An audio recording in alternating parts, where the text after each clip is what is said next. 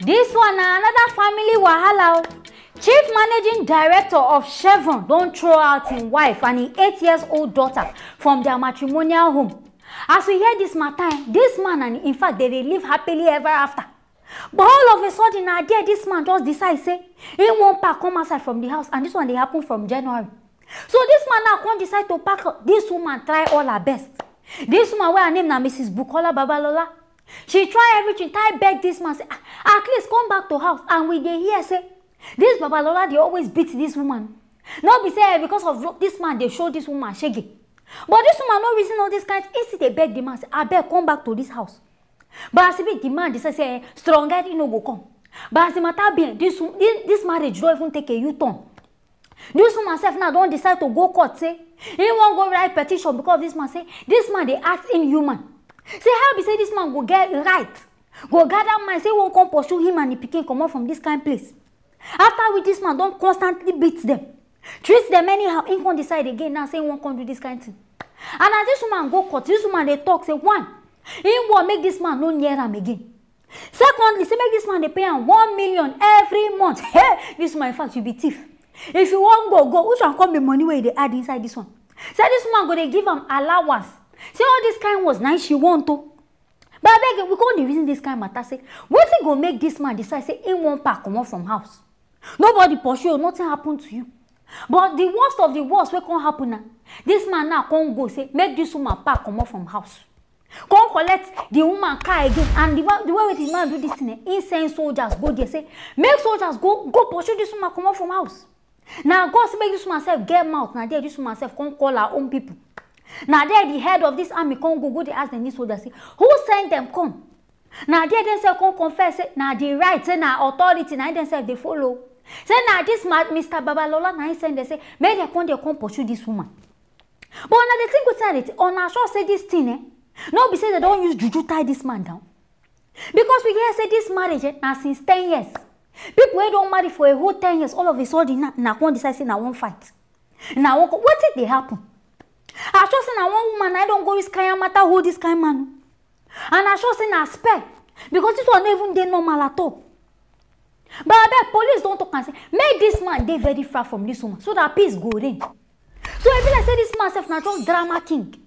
No be say you don't get the money. Who get the money? Go and rent another house. Leave this woman alone in peace. But I beg, I go really like know what they happen for this matter. Because this kind of matter now two-side matter. Now the wife now don't come outside saying he no want this or say the man they beat him. We never hear about this man's side. I mean the reason say for the man to pursue his 8-year-old daughter. Not looking at it say him and this woman they share something. And they look say maybe this man don't go do DNA. He can't notice say this girl no be his own. I can't even say maybe now waiting make this man can't decide say he won't pursue them come out too. Because this one now something very very suspicious. But madam, I go advise say make you go on fasting and prayer. Because this one a person don't tie your man. This one no dey normal. Person no go just reason say one live in big house. Go dey squat for another place. So I beg auntie pray. My people say I be waiting to say about this matter. How una dey reason on herself dey reason say na juju. I be waiting on they feel anything I feel make una write and put inside the comment section. I go see you for the next video. Husband will lose his wife to him pastor. Don't come outside they talk another one. This man self don't come outside they talk say he pay this woman bride price to the fullest. Say even they surprise say his ex-wife they call her Mrs. Tina Adeyo. Say they surprise for the kind matter where this woman can't come outside they talk. Plus the girl mama say I can no pay bride price. Say over here and reach say for traditional marriage no how you must pay money. And say as the matter be he even do white wedding. You know say before now only traditional all of us they hear. Say in fact he marry this woman legal everything they complete. And if you do white wedding you go know say you go spend money. You in fact to even carry woman come up from that place you must pay. So you can surprise say all this kind of matter they can't talk this kind one. Say in fact what did they vex am? Say no be about say the woman go remarry you. Say nobody remarry they vex. Say na the fact wey be say na her pastor be na him pastor na him go marry. Say na wetin dey pain am go. Say person when they complain all the problems. Now I can't come marry him wife. My papa beg. Make now watch where this man for talk this one. The mother has come to her that I didn't pay for her daughter's hair.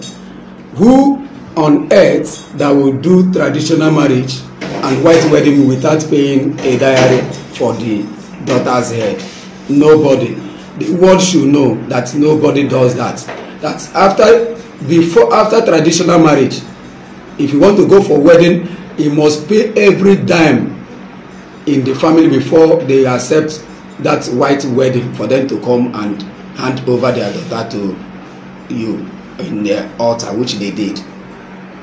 I am not surprised of what happening today. But what I'm saying, I'm not against of she marrying. What I'm against is, why must she be my pastor that I've been laying my complaint to? I started like this. I accused my wife of not being faithful to me. I complained to pastor. Pastor said I should call my wife. My wife to return back to me. No, let the marriage work for them. But why I came on air is that she said one day did not return anything to me, no divorce paper, no anything. I gave my wife oath, tell her to take Bible. She took the Bible and swore that from today she will not meet another man again. After that day, after 4 days, she took that oath. She left my house and stayed for 7 months. After the 7 months, what I'm saying is him, my pastor, wedding my wife. Chai, it be like say this matter, it don't dey turn to reality TV show. Maybe we go give am name, Keeping Up with the Pastor World Bank. Because this matter, it just they get different head and different things. Now, Mr. Bright, they talk in love in wife. And say himself no say in wife love him. Say this kind of thing will happen, in don't the reason and say another thing dey inside this matter. Say for person to collect in wife, it means say no be clear eye. Say it be like say juju or something dey inside this whole matter. I mean, if I talk am before. Say how person go dey normal. Say this woman not say the whole bit is people they talk say the woman saying the say you never touch this woman for hand one day. I never know who I won't believe. You say you dey beat the woman, I be the woman saying you dey beat her. Now you self they claim say if let's say the children go to settle this matter. Because the woman talk say if you dey beat and the children dead there. So I sure say then these children go come and say now come talk through. And say as the matter be himself they fear. Mr. Bright they talk say in life they at stake. In what way? Saying they fear say this pastor and I know say the pastor get connection. Say the pastor now if you go do something for a person where fit if wife go fit do anything. Hey, I don't know as your life take enter this whole thing. But make we reason now fine. But I'm not sure say this pastor will get your time to that extent. But this kind of thing is very painful. Because this man they talk say any problem where him and his wife they get. If him and his wife they fight, any small he don't call pastor say, pastor now this thing they go. He can't they over shock say person why they give all my complaints to. Now he can't they in fact conning my wife for under. Now what even convex and now he talk say all this ones so they come out and say okay fine. And I no marry again. May they return the things where him pay. Say bride price money, they never give him back. And in fact, maybe they do normal wedding, divorce paper. Maybe they give him and make himself sign. So they don't give him divorce paper. That means say this man even still they legally married to his wife. If that's so it be. Because now what is this man now? Don't use his mouth to talk.